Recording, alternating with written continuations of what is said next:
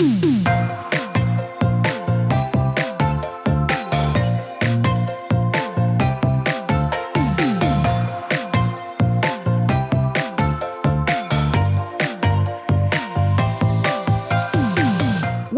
to the Plant Based Podcast.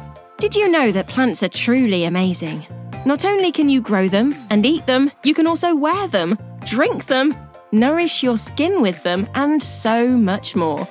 Let Ellen and Michael inspire you to love plants as much as they do, as they chat with the movers and shakers in this wonderful plant-based world. So, let's dig in. Series 12 of the Plant Based Podcast is sponsored by People, Plants, Wellbeing. This is the place where you can find your magic through the power of plants and nature. Relax at a nature immersive retreat, wellness day, forest bathing walk, or why not contact the studio about a tailored team day for your work colleagues' wellbeing. Later in the episode, we'll be giving you an exclusive discount code for all podcast listeners, and this can be used for money off People, Plants, Wellbeing services. Find out more about nature-based wellbeing studio at peopleplantswellbeing.com or on Instagram under People, Plants, Wellbeing.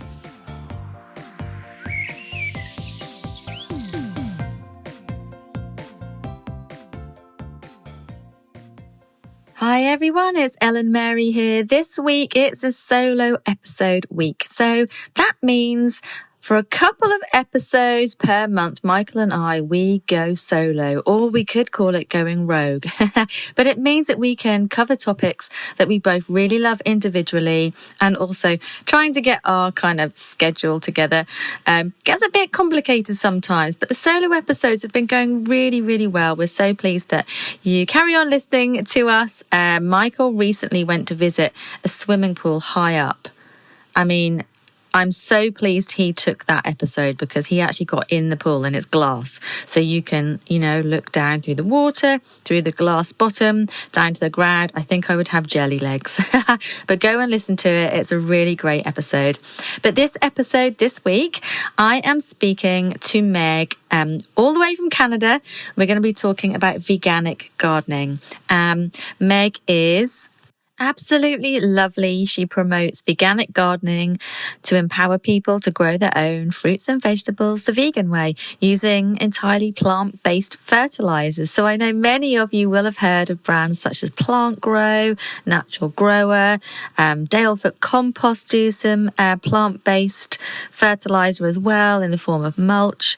So it's all about that kind of thing. And Meg has been gardening veganically for 15 years in backyards, on balconies, in the Canadian countryside, and she also co-founded the Veganic Agriculture Network in 2008 to increase the awareness about veganic gardening and farming. She now teaches the Learn Veganic online gardening course to help people all around the world grow their own thriving gardens that are animal friendly and sustainable.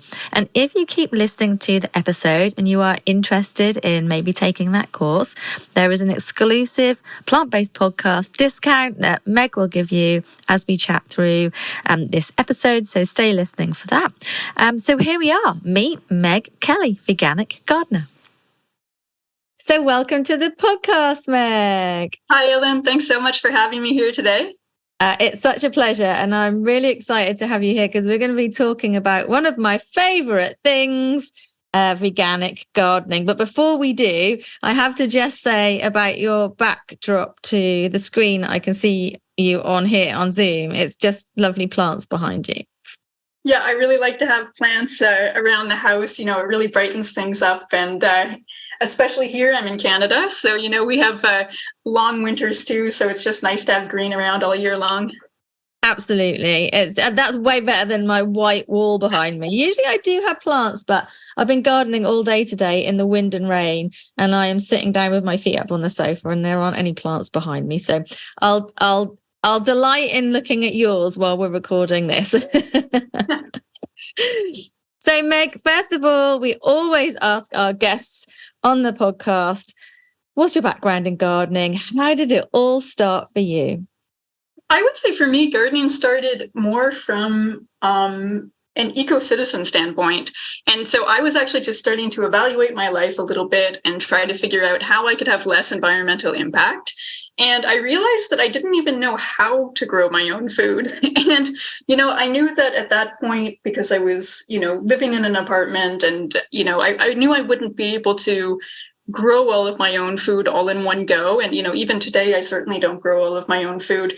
But I just, kind of made that realization that, if we are going to turn the tide on environmental problems, one part of that is reskilling and just learning how we can do things for ourselves and starting to put that into action. And so I really approached it from that angle of like, this is something I should learn because it's so vital, even just to our, to our survival, if ever, the supply chains go down or things like that. But just from, the environmental standpoint, it's just such a vital thing to be able to do.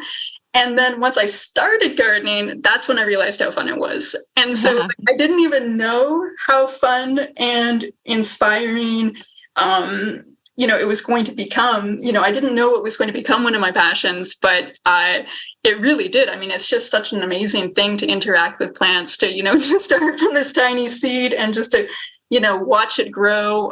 So yeah, it just became an absolute fascination once I started getting my hands dirty. Basically, you found your green fingers and green thumb, depending on what country you're in. Basically, your green hands were discovered in amongst growing your own food. It's actually interesting what you say about how, you didn't know anything about growing your own food to begin with. So many people, because we have everything on tap, everything's instant, everything's available, anything you want, you can get it now. And you go to the supermarket and the veg is perfect and it's all the same colors or the same varieties or whatever, and it's all packaged and you pick it up and it's clean and it's perfect. And you have no idea where that stuff has come from unless you have really been outside in the garden and grown it. And that's super common, and you can understand why. But like you, I've heard so many people who've just gone, well, hang on a minute. What's happening right now, to the world in general. Maybe we should just get back to our roots. That's not a pun, and actually just, where does the food come from? How can I help? And gardening is a great way to do that, isn't it?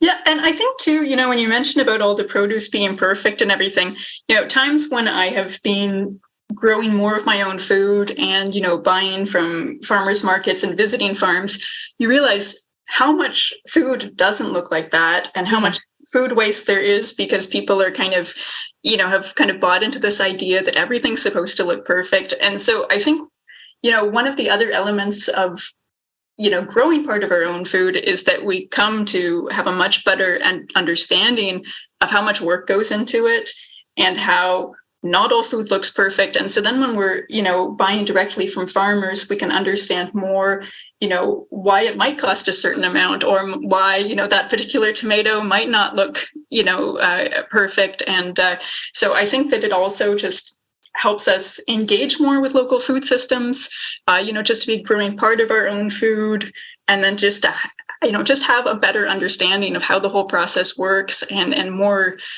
acceptance of, food that doesn't come from a grocery store. Yeah, absolutely. I quite agree. I don't know about there in Canada, but some of the supermarkets here a couple of years ago started to sell wonky fruit and veg boxes.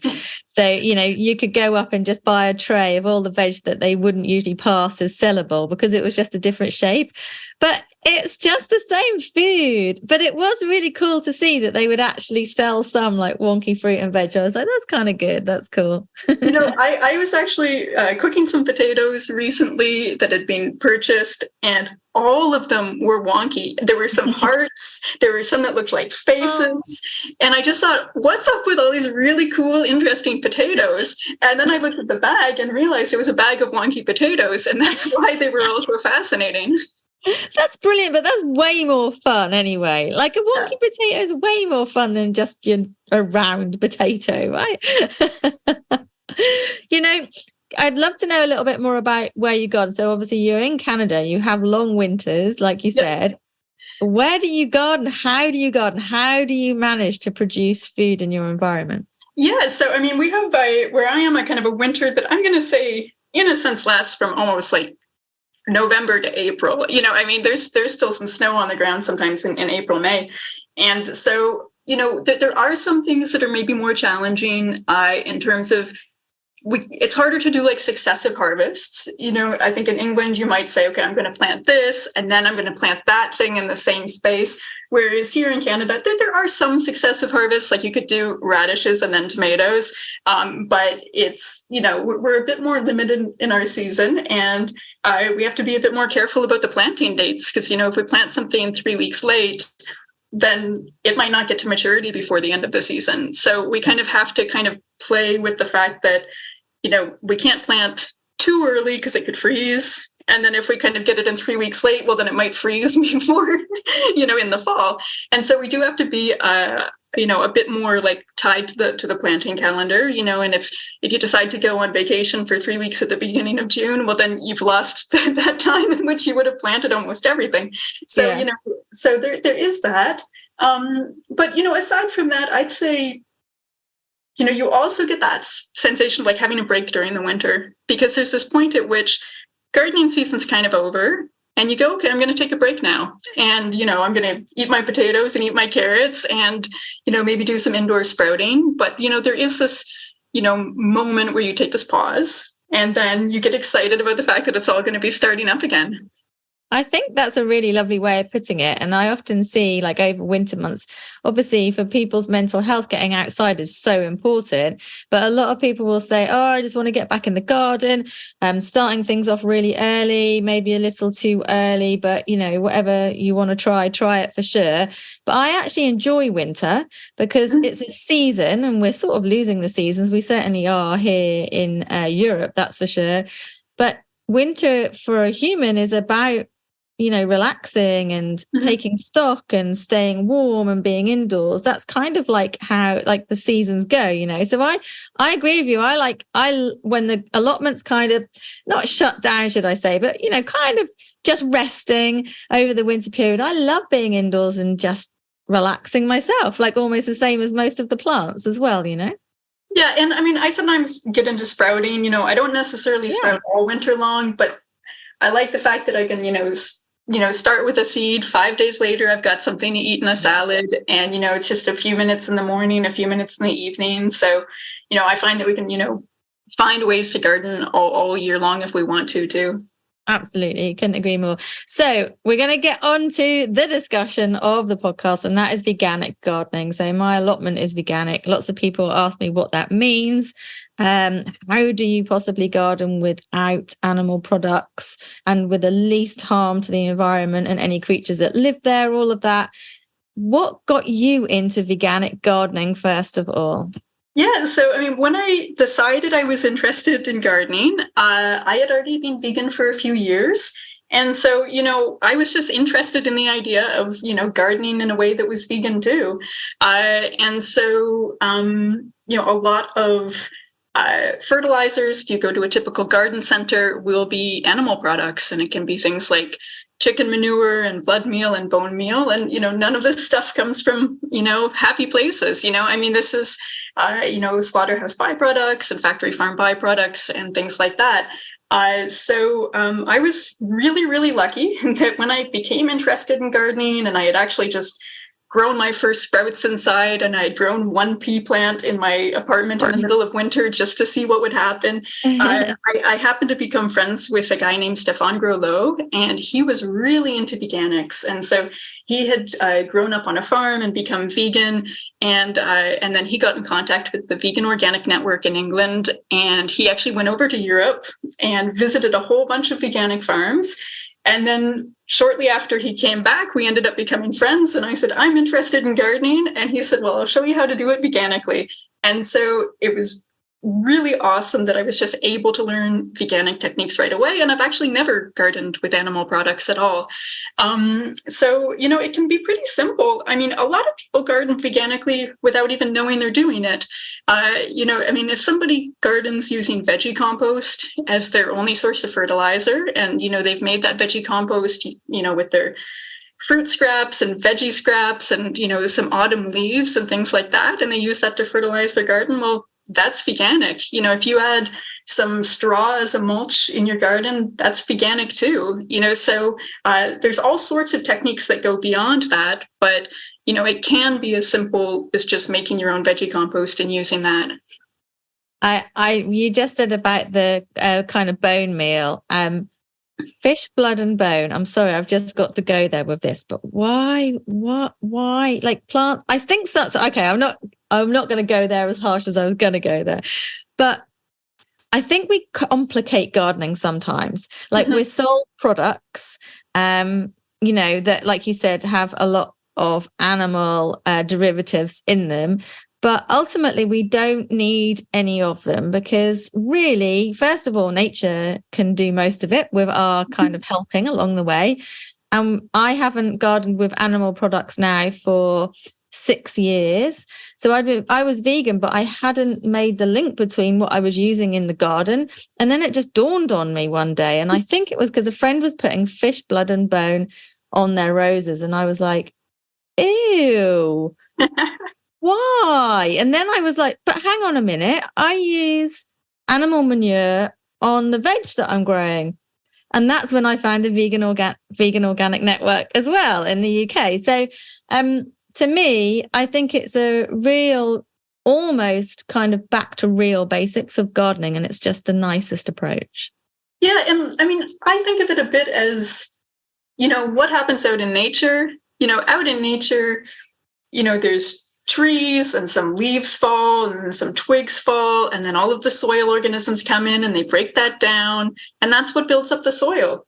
Like that's what has built up the soil fertility, in most parts of the world. And a lot of agricultural lands are just forests that got cut down, but that original soil was built up with leaves and twigs, and in my own garden, I have a garden where pretty much all the fertility comes from leaves and twigs, so we can kind of regenerate soils in the way that forests have done for millennia, and of course, in veganic, just to specify, like there are animals in veganic gardens, just like there's animals in the forest. So in my veganic garden, a blue jay might come and visit. There's going to be worms, crawling around and all sorts of little beetles. And, it's totally normal. And, to have, animals out in nature.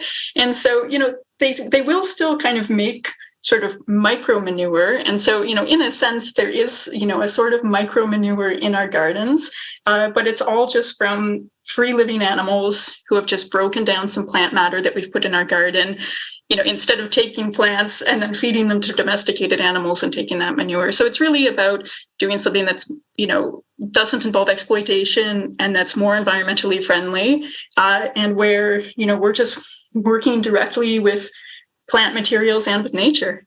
Yeah, I love that. Like fish don't jump out of the sea and into your pot garden, do they, to feed it? Let's face it.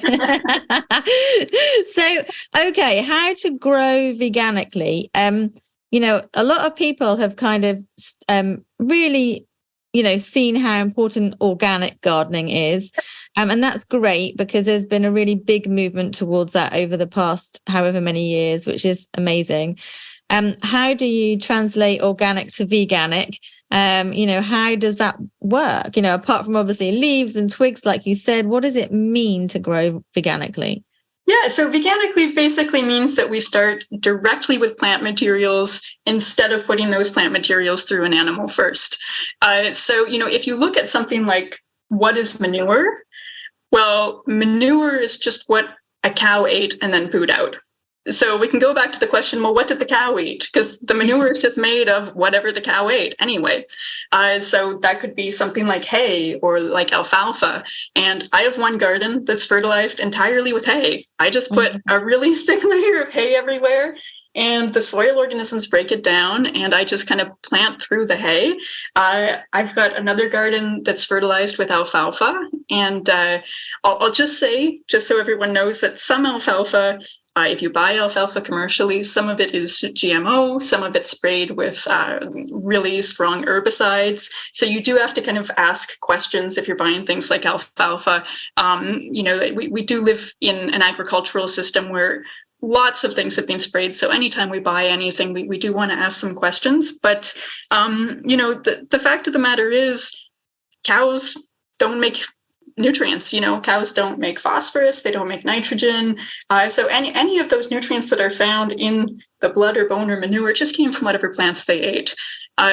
So much in the way that we can just sort of eat soybeans instead of eating a burger, we could feed soy to our garden instead of, feeding our garden with blood. And so it's really just sort of cutting out domesticated animals, from the picture and just going straight with the idea of, what are the plant materials that already contain lots of nutrients, and then just feeding those plant materials to our garden so that those plant materials can feed our new generation of plants.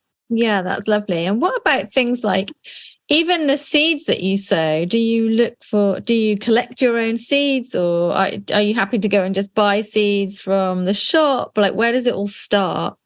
So that's a good question. I mean, I would love to see a world in which, we could buy all of our seeds from sort of ideal sources, but, in a lot of ways, we have to start with what's available.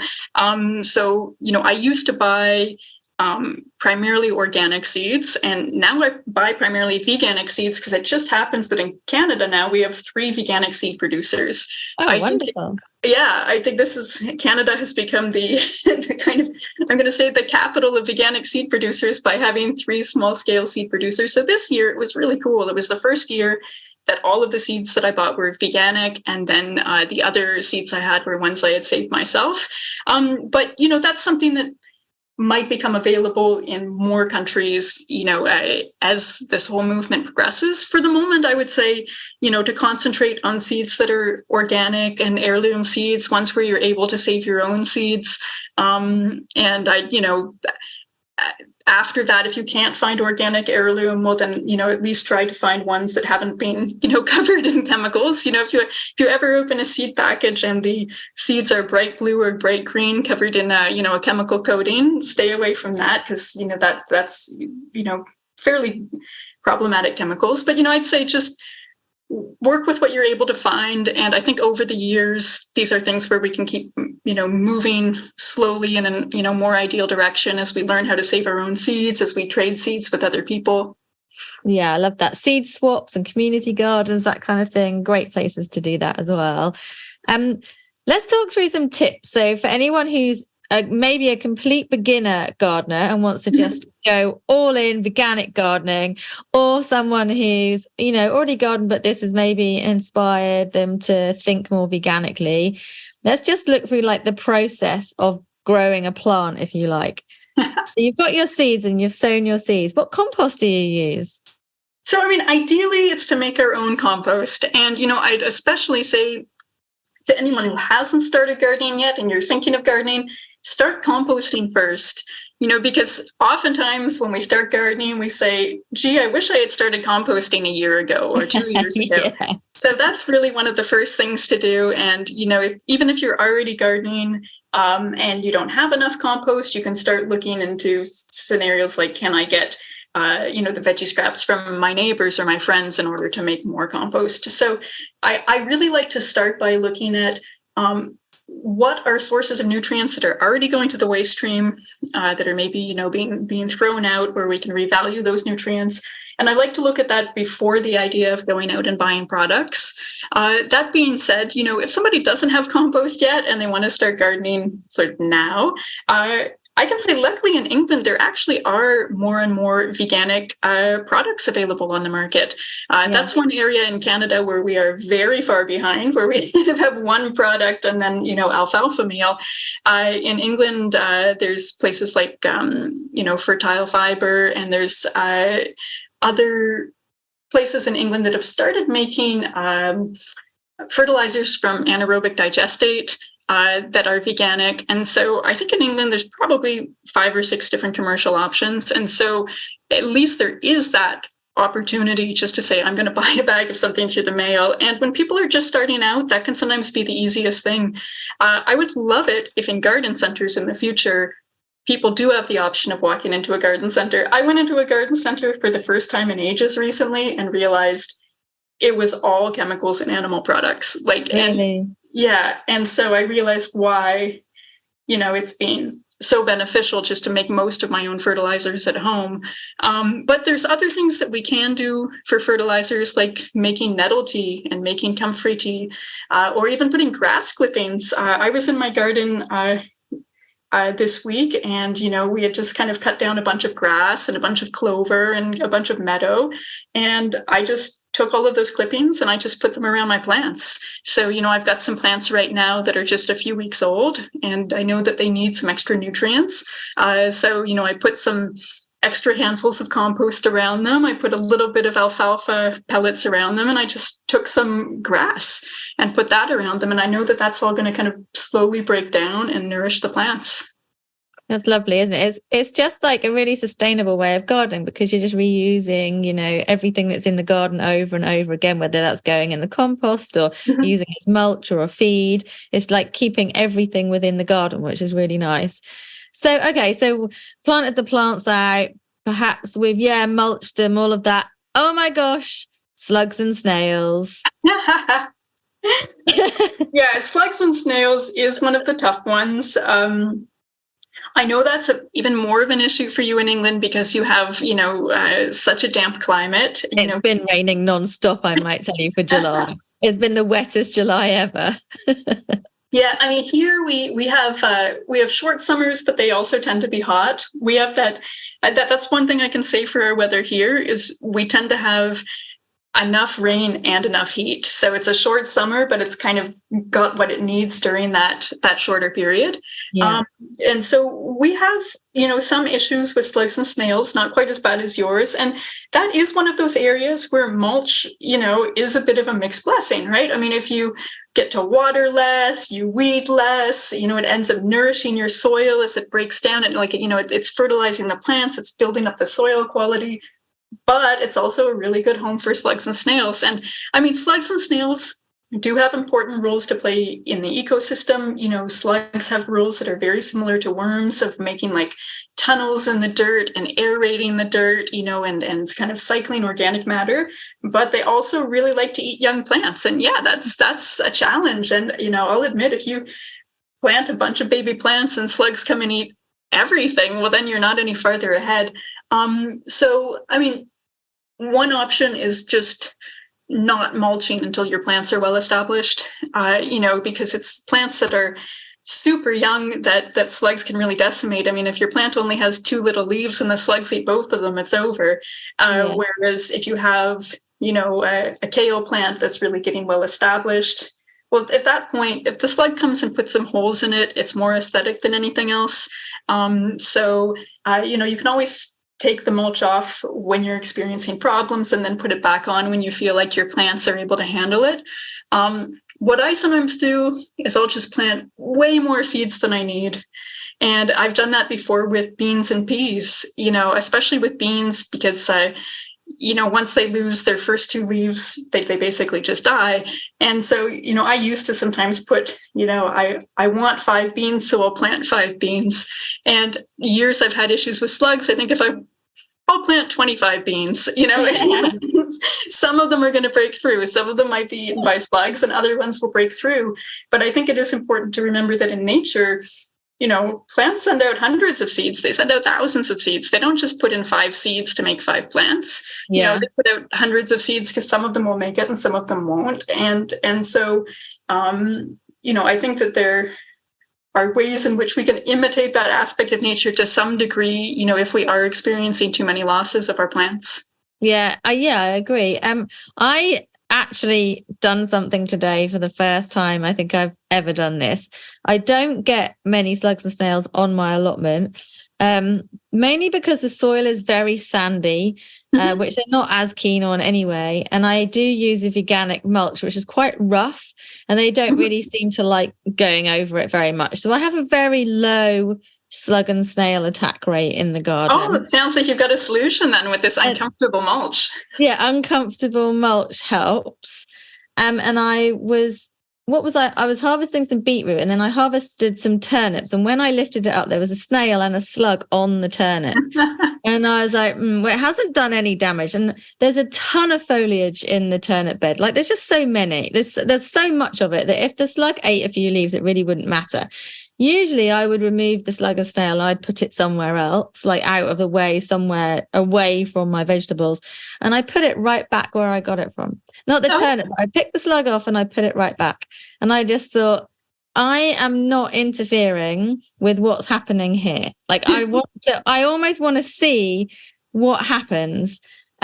And obviously, if there was hundreds of slugs, I see people collecting slugs in their garden, there's hundreds of them. I get it. That's way worse than my problem. And collecting them may well be the answer then, for sure.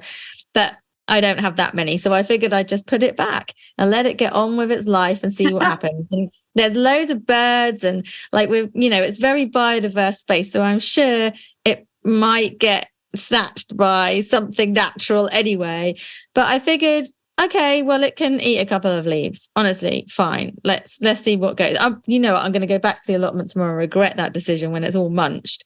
But I just thought for the first time, well, who am I to remove you from there? Like, fine, have a leaf.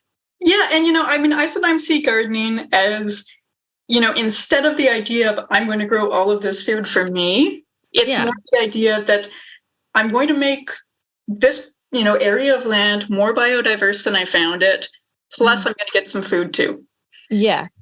And there's some wildlife who's going to get some food too. And if we see both of those as being positives, we can also have like a more kind of harmonious and less kind of antagonistic relationship, with our gardens too. Yeah, it's funny, isn't it? Like we plant for pollinators. There's a big campaign, planting for pollinators. So we're planting for bees, butterflies, lacewings, all the beautiful things that come along and pollinate our plants that, then grow for us to eat and whatnot. But actually, slugs and snails aren't pests. They're not even classed as pests. What should be classed as a pest? Probably nothing. But actually, they're very beneficial, like you said before, in the garden. So why not allow that to kind of happen, prevention rather than eradication. Yeah. And again, we can kind of look at that question of how big is the problem, and then, but, like you're saying, kind of hold back before intervening and, kind of assess, like, is this really that big of a deal, or am I just making it into a big deal? Yeah, exactly that. Hundreds of slugs, I understand. Just a few, don't worry about it. Okay, so plants out, we're cool with pests. Maybe our plants need a little bit of food. What would you do? Yeah, I've personally tried a whole bunch of different techniques veganically. Some of my favorite techniques are actually much slower ones, like having things like tree branches and leaves and hay that are decomposing slowly and just having my fertility maintained over time in that way. But, if you need something that's a really quick boost, if you have a plant that's getting yellow leaves and you're just like, darn, I need to do something for this plant this week. You can take something like alfalfa meal or alfalfa pellets and just soak it in water. And then just, soak it in water for about 24 hours and then just water your plant with that water. And, that's something that's going to give a much quicker boost. You can also use kelp. You can use kelp, liquid kelp, which you can buy from certain garden centers or online garden stores. That's something that's going to give a quick boost of nutrients. I will say, it's pretty low in, NPK. Like it's not going to give like a super huge nitrogen boost to your plants, but it's got a lot of micronutrients. It's got tons of different minerals in it, and it's something that gets to your plants quite quickly. Like you can even spray it on as a foliar spray. So those are kind of what I would call more quick fixes. So I think sometimes, it's nice to have some of the longer term solutions in place for kind of slow feeding, but every once in a while, we might have a plant where we realize, okay, this plant needs a boost this week. So those are a couple of, easy solutions. Yeah, that's great. You actually mentioned that in the UK, we have quite a few composts or vegan options. I was just thinking about one then because you said about the kelp. There's a company in the UK called Envy, and they have a really good seaweed feed that's vegan. And just a shout out to a few more. Dalefoot Composts do some vegan. Rocket Grow, Plant Grow, and Natural Grower all do vegan compost. So that's amazing for anyone if you want to go and look those up. Meg, before we finish up, you have a free guide and you also have an online gardening course. Tell us all about those. Yeah, so we have a free guide to 20 veganic materials for your plant-based garden. Because sometimes when people hear about veganic, they might just think, well, is that just compost? That might be the only thing that pops to mind. But there are so many different things that we can use as fertilizers that are, totally vegan. So we made a guide which you can get at learnveganic.com/materials. So you can go there and get a free copy of the guide. We have an online gardening course where we introduce a ton of different techniques for how to garden veganically, so that regardless of whether someone's, on a balcony or they've got a backyard or an allotment, or if they're doing, a larger gardening project in their community, we teach a variety of veganic techniques so that people, are empowered to grow veganic really in any situation they might find themselves in. And we actually have a special coupon code for people who are listening to your podcast if they join us this summer. So the coupon code is plant-based, all one word, plant-based, for $20 off the course. And you can learn more about the course at learnveganic.com. So all in one word, learnveganic.com. That is ace. Thank you. And that's also in the description to this episode. For anyone who's listening, you can just check out the description below the link that you clicked on, and that will repeat that for you as well. Really appreciate you giving our listeners a discount code. That's really cool. So thank you very much for that. And everyone, go and download the free guide as well. 20 veganic materials. That's pretty cool. All 20. That's 20 options that you have to use in your garden. Meg, it's a pleasure to chat with you. For listeners also, you will sometimes be able to hear Meg on the Veganic Organic Network Gardeners Question Times. They do them once a month, I think, and there's panels just answering questions about veganic gardening and gardening in general. Lots of experts, so you can go and check those out as well. And Meg, thank you so much for coming on the podcast. It's been a pleasure chatting with you. Yeah, it was wonderful speaking with you too. Thank you. Thank you so much. Happy gardening.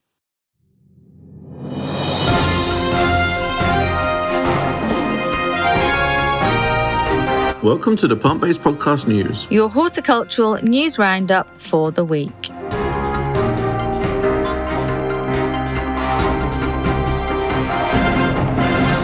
Rising costs for energy, packaging, haulage and labour are all contributing to grower cost increases. However, British berry growers are reporting zero increase in what retailers paid for strawberries in 2022. Data from analysis firm Kantar shows that in the 2022 British season from May to September, supermarkets increased the average price of berries by 11% for consumers.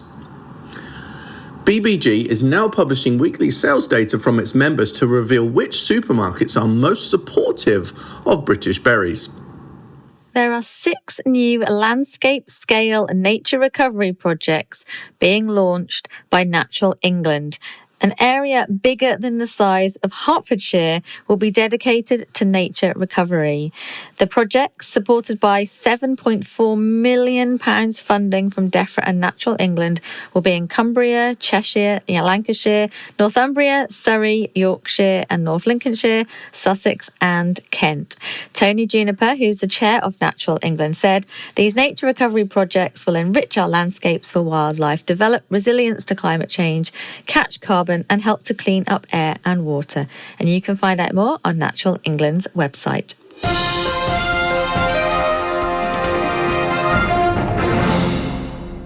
It's emerged that children's lives were at stake in a Suffolk village after hemlock, a plant that can be fatal if ingested, was found along their normal walk into school. Hemlock, however, is far from our only green neighbour that poses a risk. First reported to Suffolk County Council in June by Parish Council Chairman David Brinkley, the authority has pledged to close the road and remove the offending plant. In his call to action, Mr. Brinkley said delays to the plant's removal put children's lives at stake, with them needing to go into the road in order to avoid the plant. Are you looking for a career change? Or perhaps you're looking to move overseas.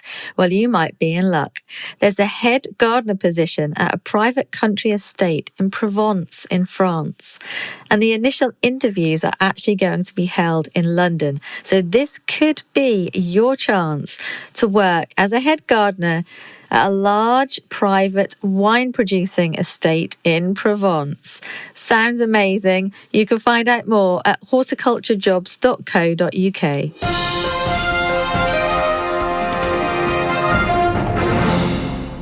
A rare flower that was first identified in York has been brought back from extinction by botanists.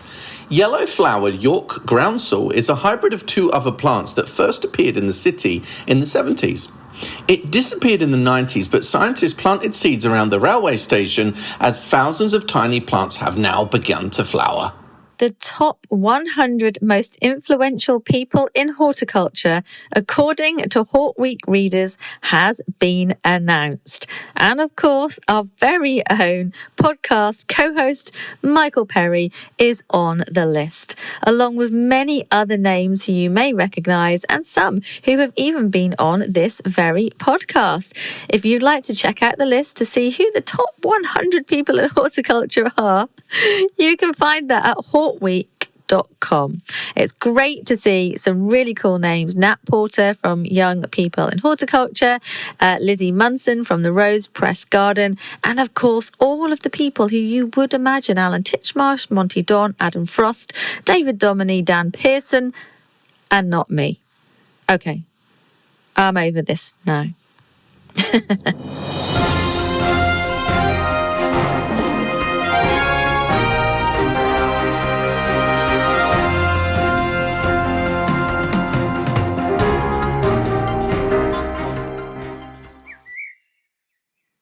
Series 12 of the Plant Based Podcast is sponsored by People Plants Wellbeing, the nature-based wellness studio where you can find your magic through the power of plants and nature.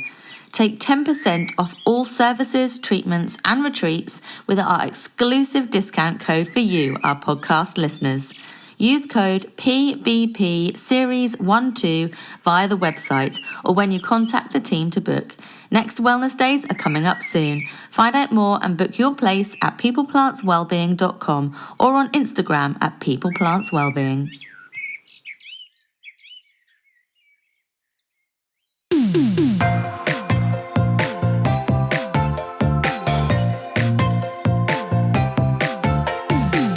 The music for the Plant Based Podcast is part of the song Grow by Mikey James, and our editor is Gareth Patch of Semi Echo.